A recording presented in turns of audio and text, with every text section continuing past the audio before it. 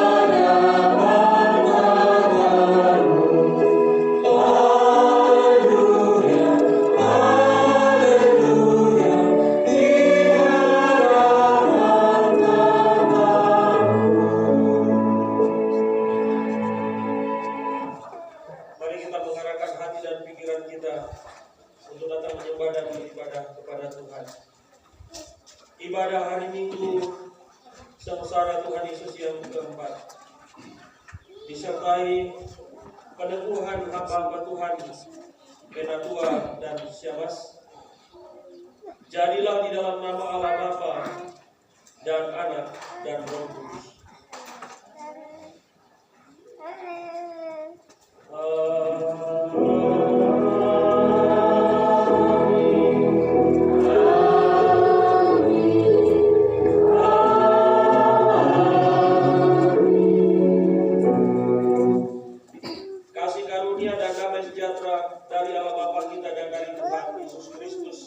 Menyertai sidang jemaat sekalian. Dan menyertai juga. Jemaat dipersilakan duduk.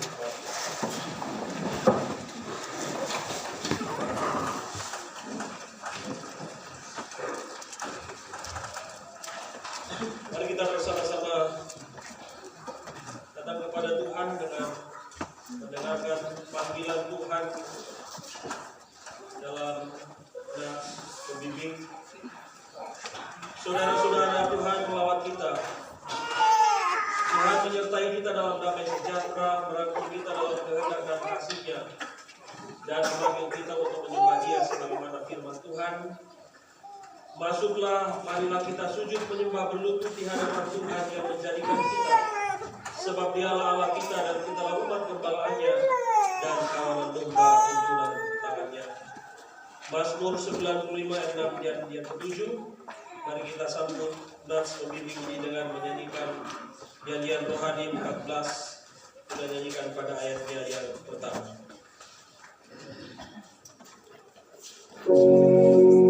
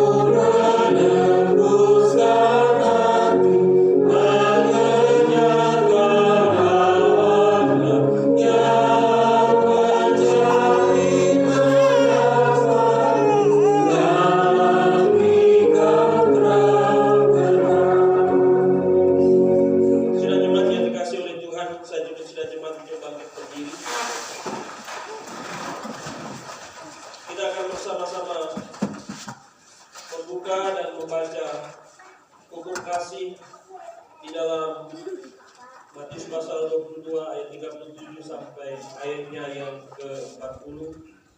Hukum kasih berkata, jawab Yesus kepadanya, kasihilah Tuhan Allahmu dengan segenap hatimu dan dengan segenap jiwamu dan dengan segenap akal budimu.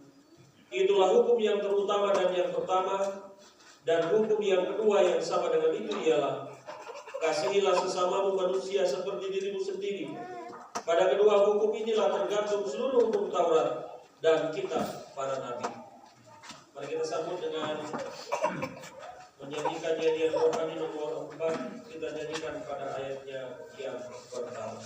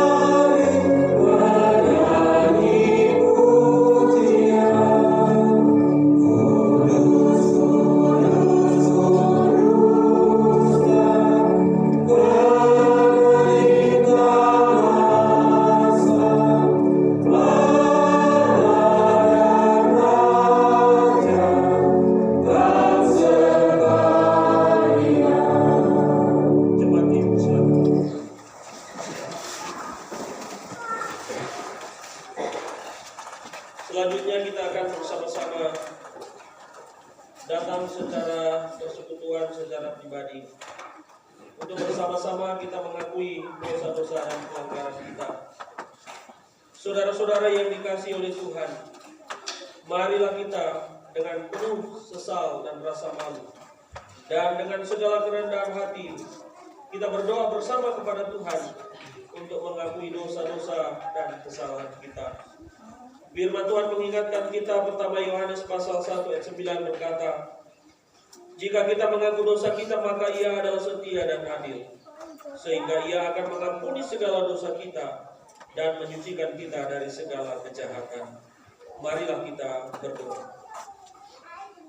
Bapa kami yang ada di surga, kami datang mengaku kepadamu, seperti kami juga mengaku satu kepada yang lain, kepada sesama kami, bahwa kami telah berdosa kepadamu baik dalam pikiran, perkataan dan perbuatan kami, maupun dalam kegagalan kami untuk berbuat baik. Segala kekurangan kami selaku umat-Mu, segala kelemahan iman dan ketidaksetiaan kami, pelanggaran dan kelalaian, kami sungguh mau mengaku dan bermohon. Sebagai nyanyian pengakuan dosa, mari kita membuka nyanyian rohani 136. Kita nyanyikan ayat pertama sampai ayatnya yang kedua.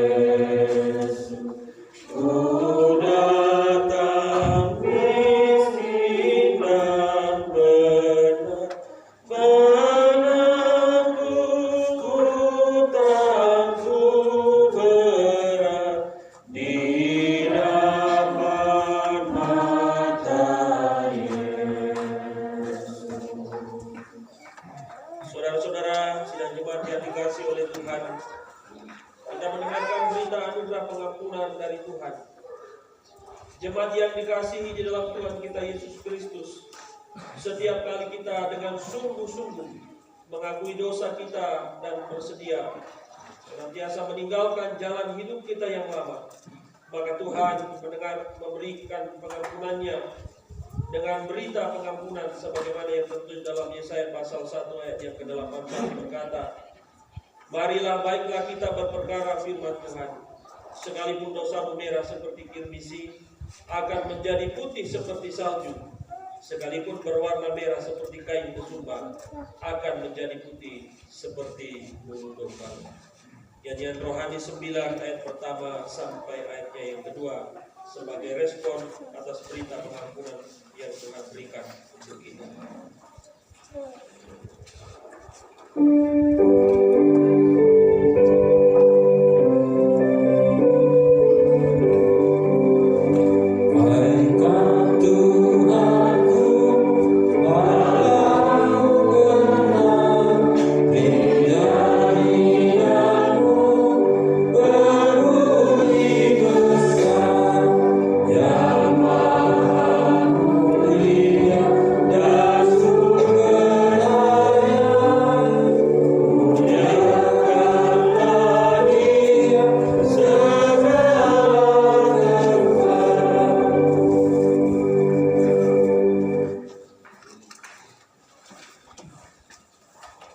Baik saudara yang dikasih oleh Tuhan, sebelum kita datang dalam pelayanan dan pemberitaan firman Tuhan, diberikan kesempatan puji-pujian kepada Tuhan.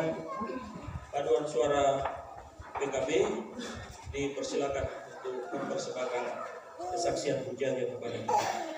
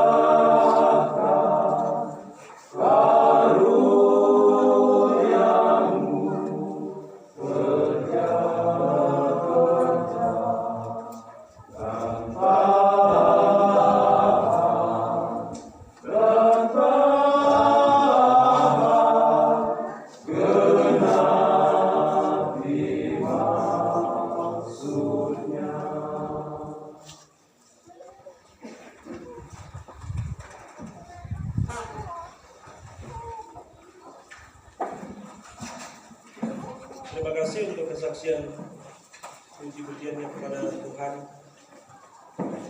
Kiranya menjadi berkat bagi kita semua dalam seluruh tugas tanggung jawab kehidupan, bahkan di dalam mengawali pelayanan bersama Tuhan yang sudah mulai pada hari ini. Kita akan bersama-sama memasuki pelayanan dan pemberitaan firman Tuhan. Sebelum kita berdoa, membaca Alkitab, kita sama-sama datang kepada Tuhan di dalam doa. Mohon bimbingan dan pencerahan Roh Kudus atas firman dan kebenarannya. Kita tundukkan kepala dan kita berdoa. Segala kemuliaan, hormat dan puji patutlah kami kembalikan hanya kepada Tuhan. Sebab Engkaulah yang layak, sebab Engkaulah yang mengaruniakan di dalam kehidupan kami hal-hal yang perlu, bahkan mengaruniakan keselamatan, mengaruniakan iman, mengaruniakan firman Tuhan di dalam kehidupan kami. Tuhan melakukan perlindungan, penjagaan, maka Tuhan melayani kami. Tuhan memberikan rasul-rasul, nabi-nabi, gembala-gembala, pengajar-pengajar, pemerintah-pemerintah Injil, para penatua, syamas kepada gereja Tuhan untuk memelihara pemerintah gereja Tuhan di tengah-tengah dunia ini di dalam keselamatan menuju ke dalam kerajaan Allah, memberitakan Injil, bersaksi tentang firman Tuhan supaya seluruh manusia kembali kepada Sang Pemilik kehidupan, Juru Selamat, yaitu Yesus Kristus. Di pagi hari ini, di samping kami melaksanakan, merayakan, membesarkan minggu-minggu sengsara Tuhan bagi kami, ada pemberian diri dari hamba-hamba Tuhan untuk diteguhkan sebagai penatua dan syamas. Biarlah segala sesuatu ini berjalan dengan sempurna. Kami mengundang Roh Kudus hadir di tengah-tengah kami dengan kebenaran firman-Mu yang akan kami baca dan dengarkan. Sehingga firman Tuhan itu memotivasi, mendorong kami, memberikan pengetahuan, memberikan iman. Bagaimana kami berjalan, bagaimana kami melayani, bagaimana kami hidup bagi Tuhan. Berkati hamba-Mu urapi dengan Roh Kudus Tuhan. Biarlah salib Kristus yang nampak dalam pelayanan ini, sehingga hamba-Mu berbicara atas otoritas wewenang dari Tuhan. Seluruh jemaat mendengarkan firman dengan tertib, damai dan tentram, sehingga ibadah kami pada pagi hari ini sampai selesai dalam tatanan pertolongan kuasa daripada Tuhan sendiri. Berikan kekuatan dan kesehatan.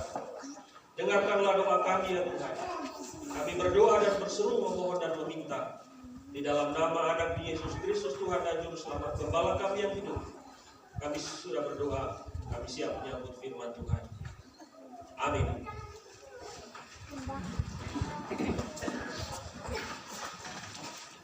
Mari kita bersama-sama membaca firman Tuhan di dalam Injil Lukas pasal 6.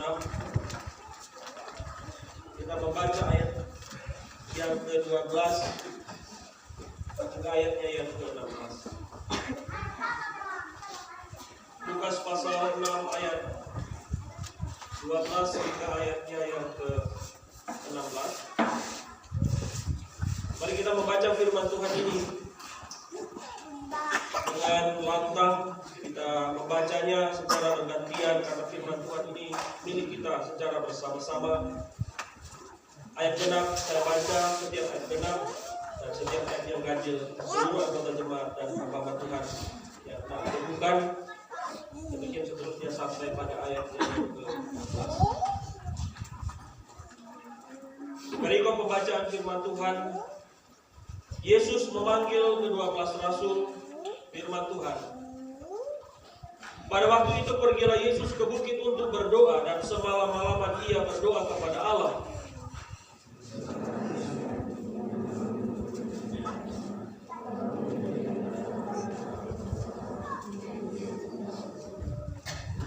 Simon yang juga diberinya nama Petrus, dan Andreas saudara Simon, Yakobus dan Yohanes, Filipus dan Bartolomeus,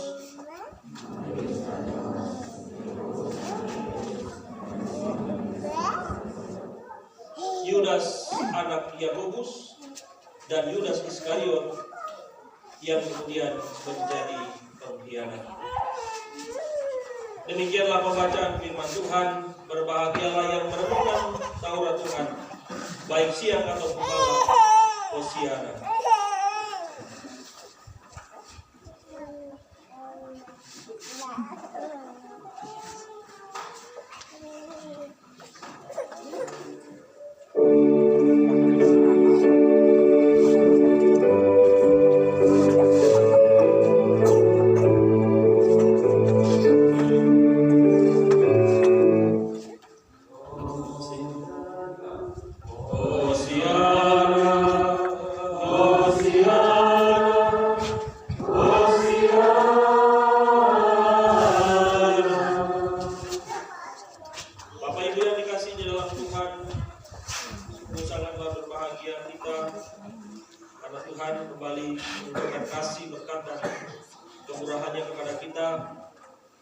Dialah yang memberikan baik rasul-rasul ataupun nabi-nabi, pemberita-pemberita Injil, gembala-gembala, pengajar-pengajar, penatua-penatua, dan syamas di dalam gereja Tuhan untuk memelihara dan melanjutkan arak-arakan orang-orang percaya di tengah-tengah dunia ini menuju kerajaan surga yang Tuhan akan nyatakan kelak ketika kedatangannya kembali.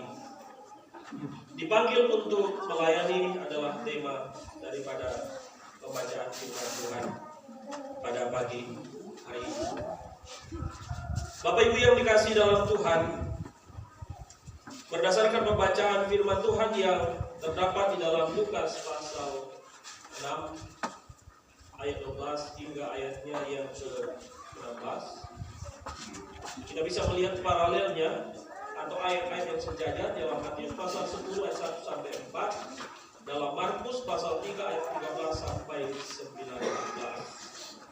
Firman Tuhan ini, prinsip firman Tuhan dalam gereja reformasi atau gereja kita, terutama yang beraliran Calvinis.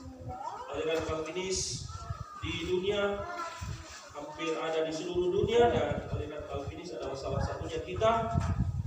Anggota daripada aliran Calvinis ada sekitar kurang lebih 100 juta penganut gereja reformasi Calvinis. Bapak Ibu yang dikasihi dalam Tuhan, ayat-ayat firman Tuhan bahwa sebenarnya Alkitab itu menafsirkan dirinya sendiri. Ya. Alkitab menafsirkan Alkitab. Jadi ada prinsip dalam gereja adalah sola scriptura. Sola scriptura itu hanya Alkitab, karena ada 5 sola. Saya pernah katakan 5 sola. Salah satunya adalah sola scriptura, yaitu melalui Alkitab kita mengenal keselamatan, melalui Alkitab menjadi dasar daripada pengajaran gereja, melalui Alkitab dijadikan pedoman hidup dalam pikiran, perkataan, dan perbuatan kita. Firman Tuhan yaitu Alkitab menjadi satu-satunya otoritas yang tertinggi. Tidak ada otoritas yang lain yang tertinggi dalam kehidupan orang-orang percaya kecuali Alkitab. Ada gereja-gereja yang lain otoritasnya adalah tradisi. Yang katakan tradisi sejajar dengan Alkitab. Bagi kita tidak ada yang dapat menyamai Alkitab. Alkitab berada yang paling tinggi. Allah, Alkitab, baru kita. Seperti itu. Jadi Allah memberikan firman-Nya, dari firman itu kita taati. Sebenarnya dalam prinsip penafsiran firman Tuhan, Alkitab menafsirkan Alkitab. Apa yang tidak jelas di tempat yang satu, kita membaca di tempat yang lain. Ya, sehingga Alkitab menafsirkan dirinya sendiri. Apa yang tidak jelas di dalam Lukas pasal 6 bisa dikonfirmasi dalam Matius pasal 10 sampai 4. Jadi namanya Alkitab menafsirkan Alkitab. Sehingga ketika kita berbicara kemudian ada dibandingkan dengan ayat yang lain, itu berarti bahwa kita mengatakan bahwa ayat ini tidak terisolir daripada ayat yang lain. Firman Tuhan satu ini tidak terisolir, artinya tidak berdiri sendiri daripada firman Tuhan yang lain, sehingga saling mendukung. Firman Tuhan itu saling mendukung satu dengan yang lain. Bapak Ibu yang dikasihi di dalam Tuhan, kita bisa melihat pada saat ini di mana Yesus Yesus memilih orang-orang yang menjadi utusannya. Pada waktu itu pergilah Yesus ke bukit untuk berdoa, dan semalam-malaman dia berdoa kepada Allah. Kalau di kitab yang lain tidak dijelaskan, cuma dikatakan Yesus naik ke atas bukit. Di firman Tuhan Matius dan Markus, ya, di Lukas dikatakan dijelaskan naik ke atas bukit, tapi kemudian dikatakan bahwa berdoa. Itu berarti ke atas bukit. Ngapain? Dia ke atas bukit untuk apa? Ternyata dikonfirmasi dalam yang lain bahwa dia ke atas bukit, dia berdoa. Dia berdoa untuk memilih, dia berdoa untuk memanggil para pelayannya. Dan kemudian dalam pembacaan firman Tuhan di sini kita bisa melihat cara Yesus memanggil utusannya. Cara Yesus memanggil utusannya. Bagaimana caranya Yesus memanggil utusannya? Langsung panggil? Tidak, tapi pertama yang dia lakukan adalah Yesus berdoa kepada Tuhan. Yesus berdoa kepada Allah. Nah, sehingga timbul di sini, masa Allah berdoa kepada Allah, Tuhan berdoa kepada Tuhan. Ya, ini ayat yang seringkali menjadi polemik, yang seringkali menjadi pertanyaan umat yang lain. Kenapa Tuhan masih berdoa kepada Tuhan? Adakah Tuhan berdoa? Adakah Tuhan berdoa? Itu sehingga mereka katakan itu menyatakan bahwa Yesus itu adalah manusia, bukan Tuhan. Kalau dia Tuhan, tidak mungkin dia berdoa kepada Tuhan. Tuhan berdoa kepada Tuhan. Sehingga mereka katakan kalau dia Tuhan, dia tidak mungkin berdoa kepada Tuhan. Tapi dia adalah manusia biasa, karena manusia yang bisa berdoa kepada Tuhan. Ya. Tapi yang mau dikatakan di sini bukan mau menekankan tentang apakah Yesus bukan Tuhan atau bukan. Dia Allah atau bukan Allah. Dalam pembacaan firman Tuhan, karena Yesus memanggil utusannya, terlebih dahulu dia berdoa kepada Allah. Dalam perjanjian lama, Yesus memanggil utusannya. Di firman Tuhan ini, naik ke atas bukit terlebih dahulu dia berdoa. Dalam perjanjian lama, bukit melambangkan apa? Ketika Musa akan menerima hukum Tuhan, Tuhan memanggil dia ke atas bukit, ke atas gunung Sinai. Ketika Musa bertemu dengan Tuhan di atas mana? Dia di atas gunung. Baik Allah di Yerusalem di atas bukit. Ya, Yesus pernah menampakkan dirinya kepada Petrus, Yakobus dan Yohanes juga di atas bukit ketika berjumpa dengan Elia dan Musa. Di atas bukit, di atas bukit. Musa naik ke atas gunung Sinai untuk menerima pernyataan Allah, yaitu 10 hukum Tuhan.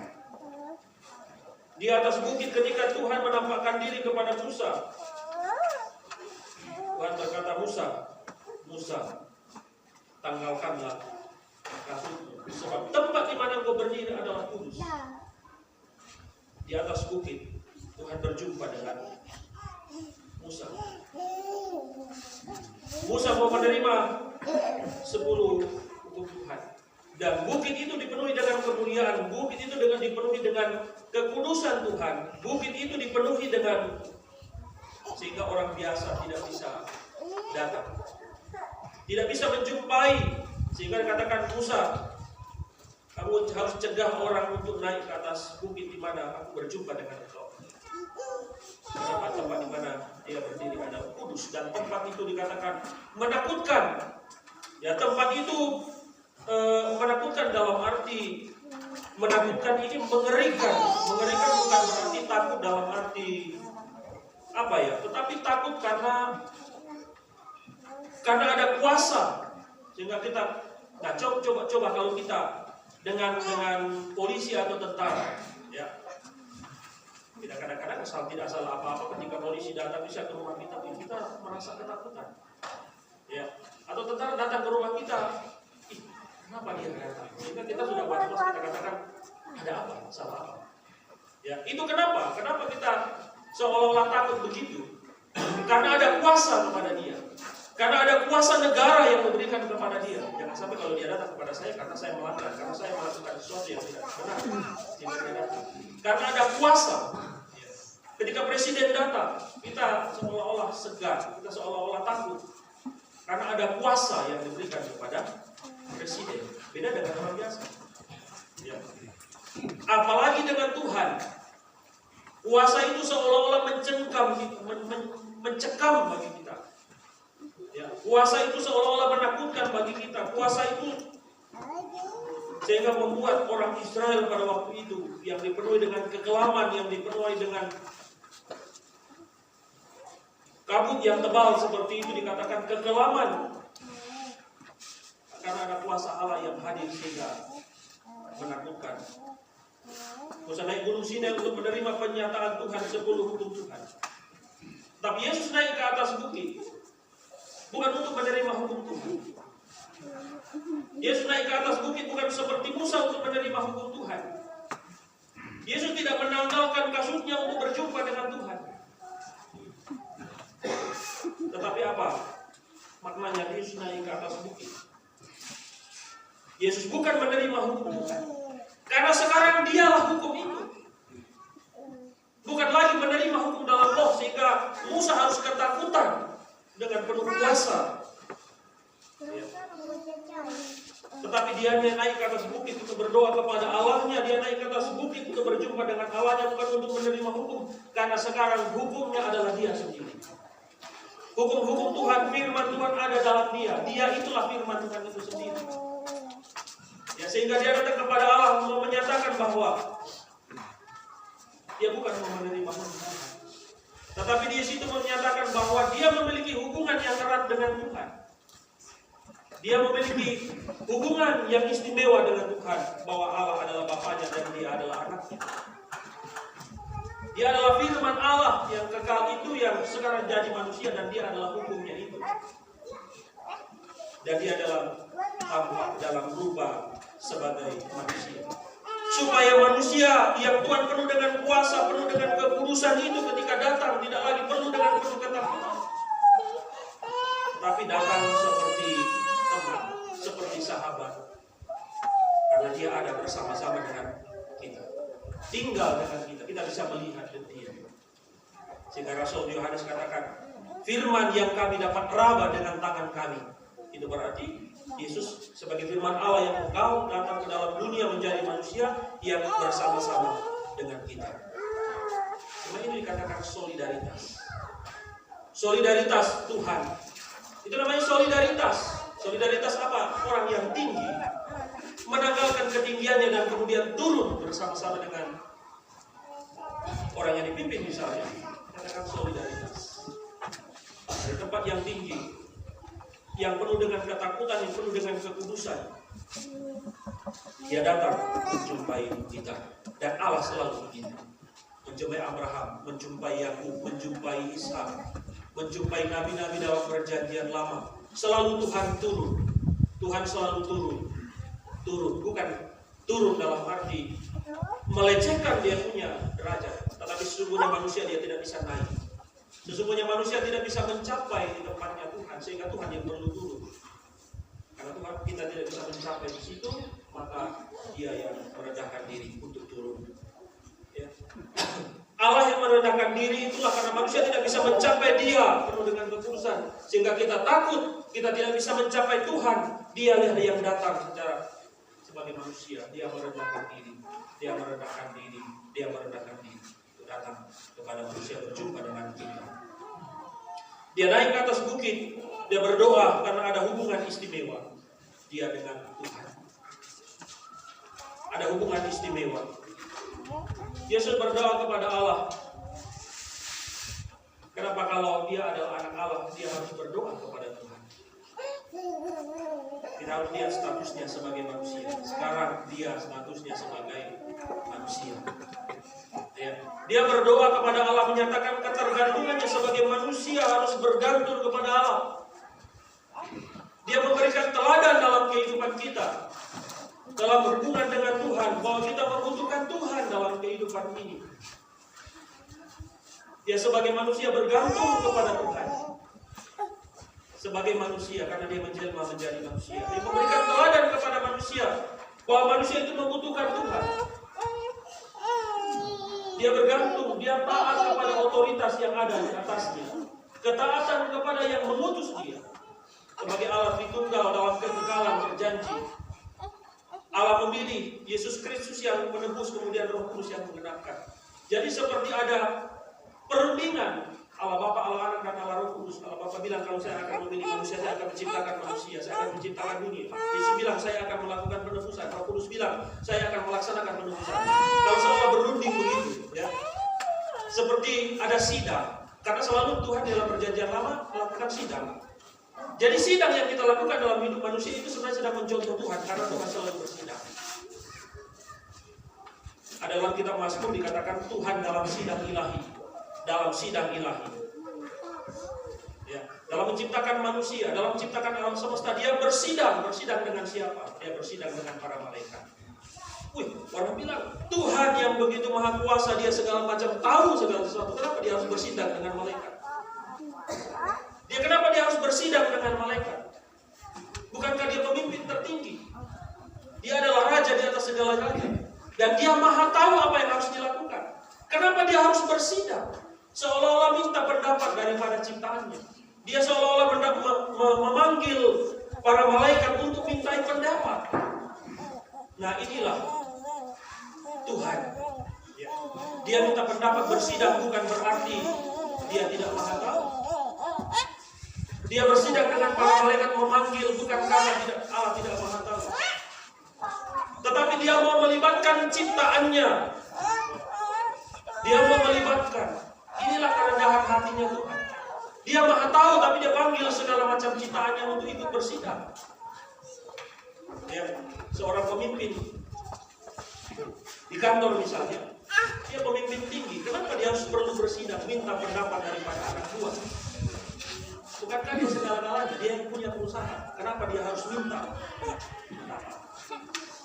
Ya, kalau manusia memang dia tidak maha tahu sehingga perlu sidang, tapi Tuhan, itu kerendahan hatinya Tuhan. Dia mau share dengan sesama. Dia mau berbagi tentang apa yang akan dilakukan kepada dunia ini dan manusia. Dan selalu Tuhan bersidang. Dalam kitab Ayub pasal 1. Bahkan iblis pun dipanggil untuk dalam persidangan ini. Ya. Bahkan iblis dipanggil. Malaikat dengan Tuhan bersidang. Yesus berdoa kepada Allah.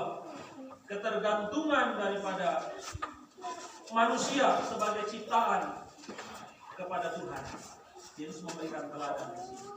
Yesus memberikan contoh bahwa manusia harus bergantung kepada Tuhan. Manusia berdoa kepada Allah menjadi teladan otoritas yang ada di atasnya. Dia sama-sama Allah dengan Allah Bapa. Tapi ketaatannya kepada Allah Bapa untuk menebus manusia, dia tunjukkan di sini bahwa dia taat kepada otoritas. Taat kepada yang mengutusnya yaitu Bapa. Jadi sebelum ada rasul, sudah ada rasul dibuat. Sehingga dalam kitab Ibrani Yesus disebut rasul. Karena dia diutus Bapa untuk menebus manusia. Dan kemudian Allah Bapa dan Allah Anak mengutus siapa? Mengutus. Itu dalam pengakuan iman di Yesaya 14. Yang bersama-sama dengan Sang Bapa dan Sang Anak disembah dan dimuliakan. Dan ada bunyi yang lain dikatakan yang keluar dari Sang Bapa dan Sang Anak, yang bersama-sama dengan Sang Bapa dan Sang Anak disembah dan dimuliakan. Yang keluar dari Sang Bapa dan Sang Anak, berarti Allah Bapa dan Allah Anak mengutus Roh Kudus. Kalau pertama tadi Bapa mengutus Yesus Kristus. Tapi setelah dia naik, Bapa dan Anak mengutus Roh Kudus. Itu dalam tercermin dalam pengakuan seperti itu.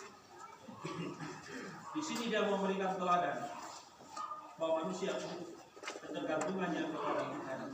Apalagi dia berdoa di sini menggumuli akan ada rasul, akan ada orang-orang yang diutus. Dia berdoa semalam-malaman. Orang bilang kenapa Tuhan perlu berdoa? Dia bukan statusnya sebagai Tuhan, statusnya sekarang sebagai manusia. Yesus Kristus yang mencontohkan ketaatan di dalam hal menggumuli.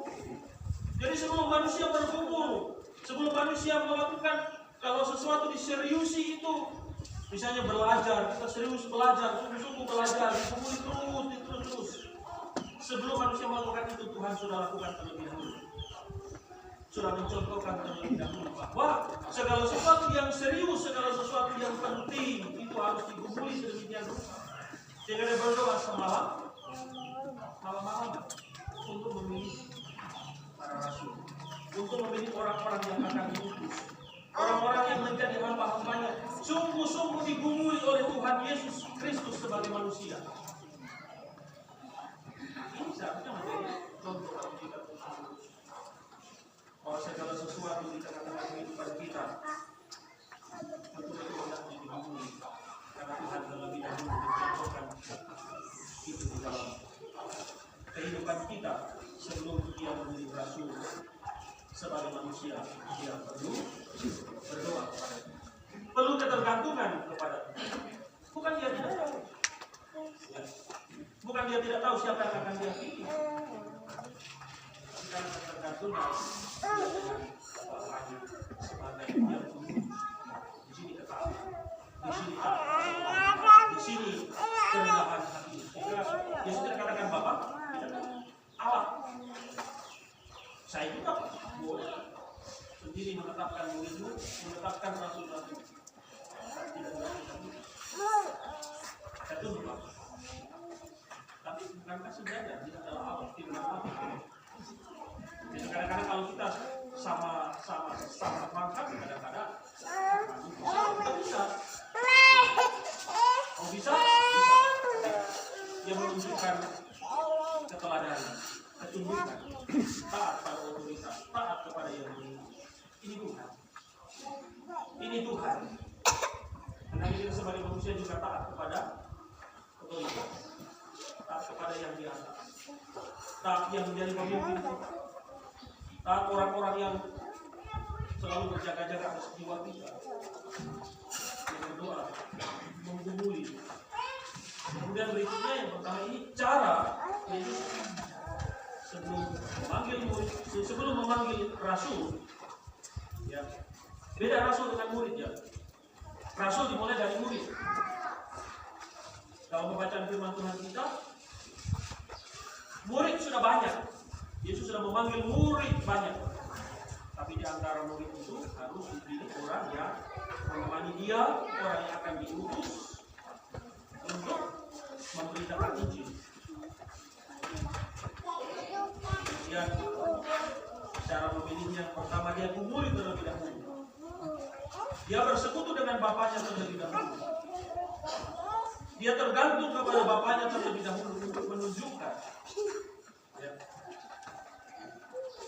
Itu berarti serius, sungguh-sungguh sangat penting. Yang pertama, sehingga setelah itu terjadi, karena memilih hamba-hamba Tuhan pertama kita lakukan adalah doa. Itu berarti kita menjadi serius, ya, dalam melakukan proses itu. Setelah itu melangkah kepada Yesus memilih para rasul, memanggil semua muridnya, memanggil seluruh jemaat. Dari jemaat kemudian dipilih. Jadi sebenarnya pemilihan yang kita lakukan adalah sebenarnya teladan kitab suci, teladan firman Tuhan. Dipanggil seluruh murid, dipanggil seluruh pengikut. Baru dari pengikut itu dipilih rasul, dipilih orang-orang yang akan diutusnya untuk terus-menerus menemani dia, untuk terus bersama-sama dengan dia, untuk diutus memberitakan Injil pada orang lain. Mengambil semua muridnya dan memilih di antara mereka rasul untuk pemberitaan Injil, pemberitaan kerajaan surga, melayani mereka yang kerasukan setan. Kalau pembacaan firman Tuhan tidak disebutkan di sini. Pembacaan firman Tuhan di sini. Tetapi itu tugasnya sudah tercermin dalam ayat 13, yaitu orang yang disebutnya rasul. Orang yang disebutnya rasul, tugasnya itu dalam Injil yang lain langsung disebutkan. Ya. Jadi saya katakan tadi bahwa Injil ini saling melengkapi. Di sini tidak dituliskan, tapi sudah termasuk di dalam tugas rasul. Memberitakan Injil, di dalam kitab hadis dikatakan diberikan kuasa untuk melenyapkan segala macam penyakit, mengusir setan-setan dan sebagainya. Jadi rasul diutus untuk memberitakan firman Tuhan, untuk memberitakan Injil kerajaan surga. bahwa Tuhan telah mengenal, bahwa Tuhan Yesus telah datang mengambil alih segala manusia yang berada di tangan setan. Pemberitaan Injil kenapa memang sulit? Pemberitaan firman kenapa sulit? Karena sedang mengambil orang dari tangannya setan. Tangannya setan, di dalam kuasa setan itu dilambangkan dengan apa? Dalam pemahaman orang Israel, segala macam penyakit itu melambangkan bahwa kuasa setan ada dalam kehidupan. Sehingga dia perlu direbut, sehingga dikatakan menyembuhkan. Berarti dengan menyembuhkan kuasa setan kalah, dia dibawa kembali kepada Tuhan. Memang pemberitaan firman, pemberitaan Injil, pemberitaan kerajaan sorga itu sulit. Ya. Oleh karena apa kita sedang merebut, mengambil alih kekuasaannya setan dengan kekuasaannya Tuhan. Sebagai hamba-hamba Tuhan, kita memberitakan firman Tuhan kepada orang lain. Kita sedang merebut orang lain dari setan, dari kuasa-kuasa kegelapan, dari sakit penyakit dan seterusnya. Memberikan Injil supaya orang itu datang kepada Tuhan. Jadi memang memberitakan firman Tuhan itu tidak mudah. Ya, kadang-kadang beritakan firman Tuhan ejek. Nah, kita tidak. Ya. Kalau di tempat lain, bahkan bukan cuma diejek, bukan cuma dimaki-maki, bukan cuma dicaci maki, bukan cuma dicela, tapi memberitakan firman Tuhan, bahkan harus dimaki, bahkan harus berkorban seperti Tuhan di atas kayu salib. Ya. Tetapi itu tugas yang Tuhan sudah berikan kepada kita berhadapan dengan semuanya itu. Firman Tuhan memang sulit untuk didengarkan. Kita diberikan kuasa untuk melakukan pembebasan. Sehingga misi pemberitaan firman Tuhan, misi gereja adalah misi pembebasan. Misi gereja adalah misi pembebasan.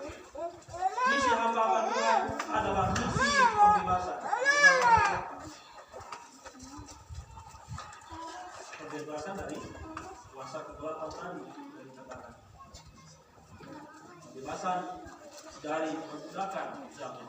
Karena semuanya itu melambangkan dosa itu adalah lambang dikuasai. Sehingga katakan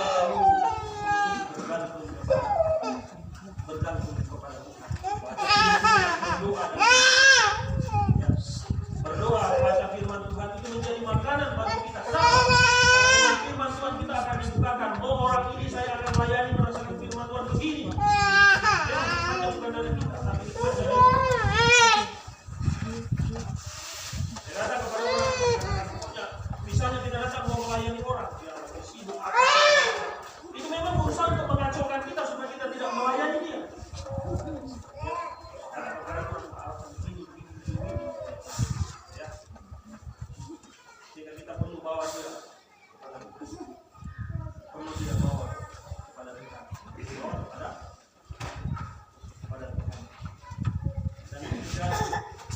Dia memilih dari antara para muridnya. Dia memilih dari antara orang-orang percaya. Dia tidak mungkin dan hamba tidak. Tapi menjadikan murid itu, ikut dia dulu, percaya kepada dia dulu, baru kemudian dijadikan rasul. Itu prosesnya. Kemudian berikutnya terakhir yaitu di sini daftar nama-nama rasul yang terpilih. Dan sekian banyak orang ditetapkan rasul-rasul sekian banyak orang. Mungkin 12 rasul memang melambangkan 12 suku. Meskipun pada waktu itu 12 suku kalau dibandingkan dengan rasul-rasul itu belum cukup. Kalau 1 banding berapa? Sekarang apa Tuhan 1 banding berapa orang? Ya 1 banding 2 orang. Jadi mereka pada waktu itu 12 orang berbanding dengan 1 suku. Tetapi dimulai dari yang kecil ini. Kadang-kadang orang ketika mulai dari kecil, orang tidak mau. Maunya langsung besar, tapi Yesus tidak. Yesus mulai dari yang kecil. Mulai dari sedikit orang, kemudian menjadi banyak. Kadang-kadang kalau berdagang kecil-kecilan tidak mau. Karena untungnya nanti kecil. Kita mau yang lebih besar. Tapi Tuhan meneladankan bagi kita segala sesuatu itu dimulai dari kecil. Orang-orang percaya dan dimulai dari 12 murid. Dari orang-orang kecil.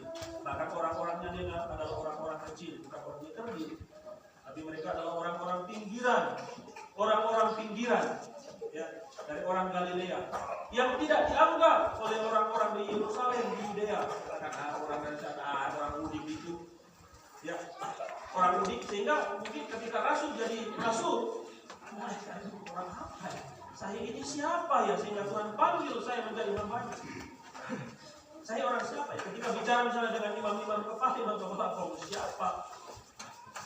Kamu tidak tahu-tahu, kamu sudah tahu dari awal sampai akhir. Ya.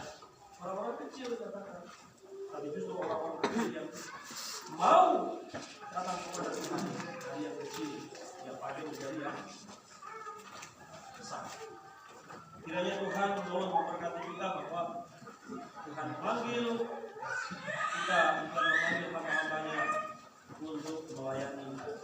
Tidak semua melayani pemerintahan Tuhan, melayani yang berbeban, melayani yang sakit, melayani yang mengalami pergumulan, dan di dalamnya diberitakan Injil kerajaan surga, bahwa di dalam Tuhan Yesus Kristus ada pembebasan.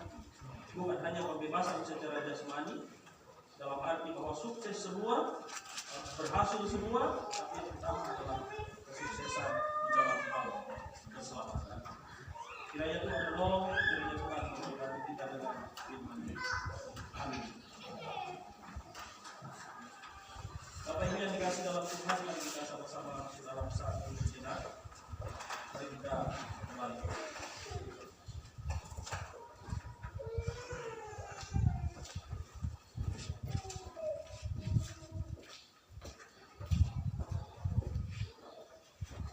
Saat duduk selesai. Kita sambut firman Tuhan pada saat ini dengan menyanyikan nyanyian rohani 155A. Kita nyanyikan ayat pertama dan ayat yang kedua. Nyanyian rohani 155A, ayat pertama dan ayat yang kedua, suara yang didengar.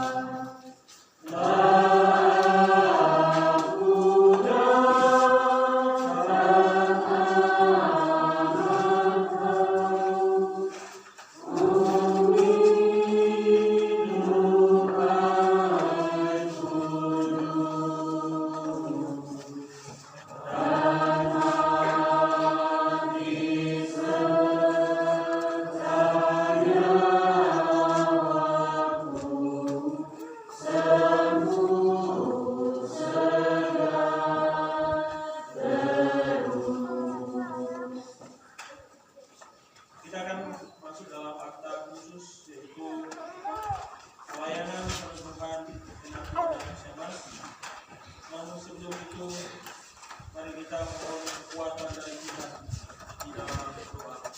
Mari kita berdoa. Tuhan Yesus, Sang Kepala Gereja, yang mengaruniakan hamba-hamba di dalam gereja. Pada saat ini ya Tuhan, dengan berkaca, dengan dibekali, dikuatkan, dimotivasi oleh firman Tuhan, bahwa panggilan itu adalah dari Tuhan, dari Yesus Sang Kepala Gereja, yang dipersembahkan kepada Bapa di surga, untuk melayani, untuk memberitakan Injil, untuk melayani jemaat Tuhan dengan kekuasaan otoritas yang asalnya dari Tuhan. Kami mohon kekuatan daripada-Mu untuk melaksanakan peneguhan, penatua dan siamas ini Tuhan. Sebab sesungguhnya hamba-Mu tidak punya kuasa apa-apa, tapi hanya bersandar pada anugerah Tuhan, yang hamba-Mu dimampukan oleh Tuhan untuk melaksanakan peneguhan ini. Persiapkan hati daripada ke-25 hamba-hamba Tuhan ini. Persiapkan seluruh anggota jemaat untuk terus mendoakan, sehingga pelaksanaan peneguhan ini berlangsung dengan pertolongan kuasa dari Tuhan dari awal sampai akhir. Mampukan hamba-Mu untuk melaksanakan peneguhan ini dengan baik, dengan pertolongan dari Tuhan Yesus. Kami siap melaksanakan di dalam nama Tuhan Yesus, sumber kekuatan Kepala Gereja. Inilah doa kami kepada Bapa di surga. Amin. Mari kita mengarahkan hati pikiran kita kepada peneguhan dan siamas, dimulai dari bacaan formulir. Saudara-saudara dikasih dalam Tuhan, pada saat ini kita bersama-sama akan menyaksikan anugerah Tuhan bagi beberapa saudara-saudara kita yang akan diteguhkan ke dalam tugas panggilan jabatan gerejawi, yaitu sebagai penatua dan siamas. Saudara-saudari tersebut adalah sebagai berikut. Yang pertama ke dalam jabatan penatua, yaitu Bapak Nikodemus, Bapak Manuel, Bapak Daud TL, Bapak Jonitar, Bapak Yustus, Bapak Filemon K, Bapak Yusak, Bapak Filemon PT, Bapak Andi Irwan, Ibu Mirliani, Bapak Alfianus, Bapak Yusnition, Bapak Amos D, Bapak Adam, dan Bapak Antulinis.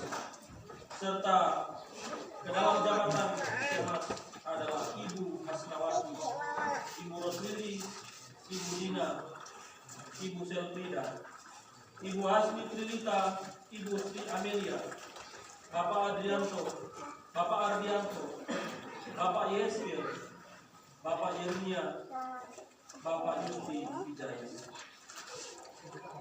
Seperti yang telah diumumkan kepada sidang jemaat, bahwa tidak ada keberatan-keberatan yang sah dari warga jemaat mengenai diri calon-calon majelis ini, maka di tengah jemaat pada hari ini mereka akan diteguhkan dalam jabatan penatua dan siamas. Oleh karena tidak ada keberatan-keberatan, maka peneguhan akan dilaksanakan sekarang ini.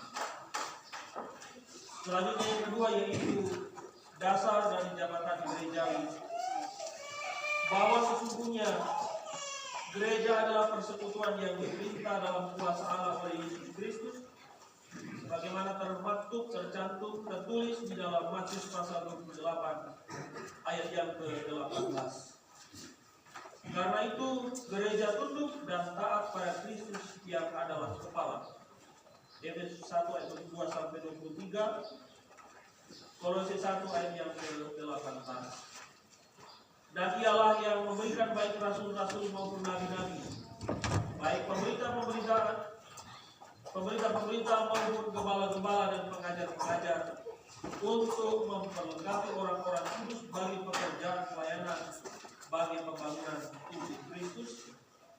Efesus pasal 4 ayat 11 hingga ayat yang ke-12.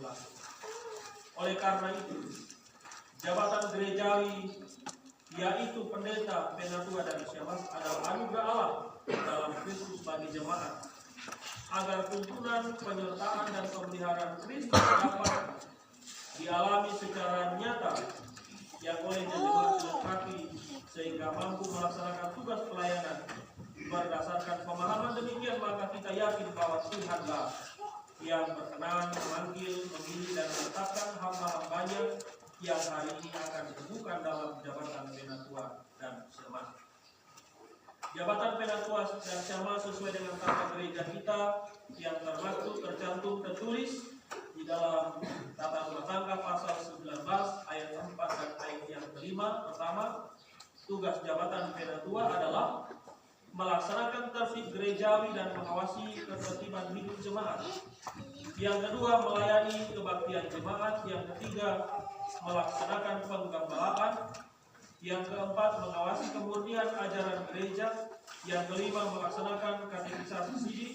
Yang keenam atau terakhir, memperlengkapi, mendorong, dan menggerakkan warga jemaat untuk memenuhi panggilan bersekutu, bersaksi, dan melayani.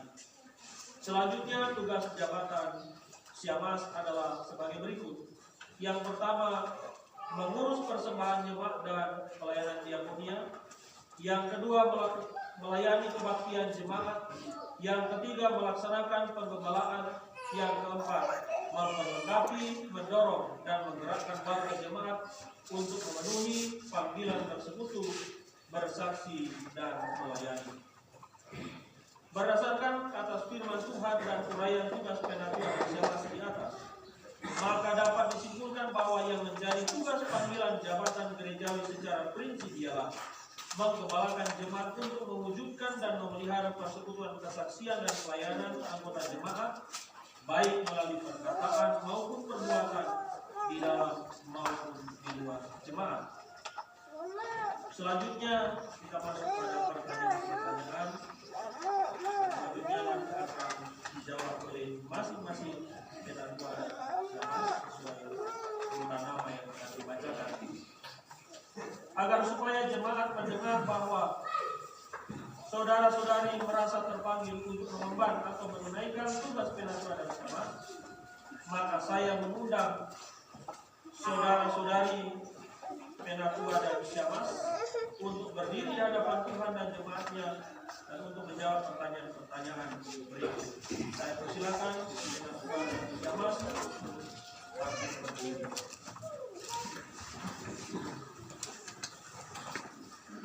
Selanjutnya pertanyaan-pertanyaan yang akan dijawab adalah sebagai berikut. Pertanyaan yang pertama, saudara-saudari, percayakah saudara-saudari dengan sungguh bahwa pilihan jemaat yang jatuh pada saudara-saudari untuk mengambil jabatan penatua dan syemasi adalah panggilan dari Tuhan sendiri? Pertanyaan yang kedua, percayakah saudara-saudari bahwa firman Allah yang disaksikan dalam Alkitab adalah satu-satunya dasar kebenaran